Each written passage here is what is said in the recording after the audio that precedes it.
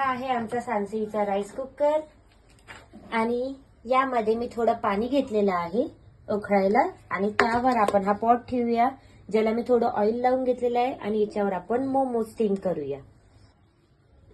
यामध्ये मोमोज ठेवून घेत आहे मी। याची लीड बंद करून घ्यायची आणि याला सुरू करून द्यायचं।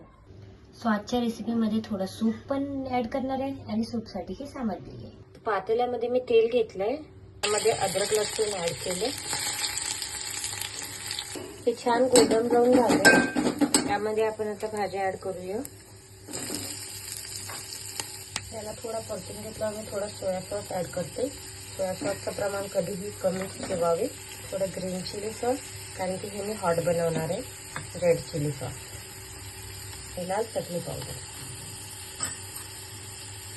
थोडंसं हळद, थोडं चवीनुसार मीठ घालूया टाकते। तसं थोडं पाणी टाका। मला मोमोज रेडी झाले। ड्रेसिंग करून घेत आहे आणि यामध्ये आता आपण सूप ऍड करूया। यावेळेस मी सुपी मोमोज बनवले आहेत। चल मम्मा ट्राय करून बघ, आज मी सुपी मोमोज बनवले।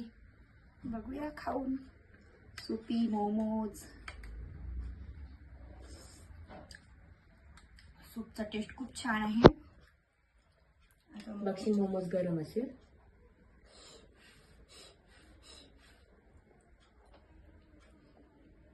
खूपच गरम झालं। थँक्यू। मला कळलं असाच रविवार यावा, असंच मला खायला भेटावं। Happy Sunday.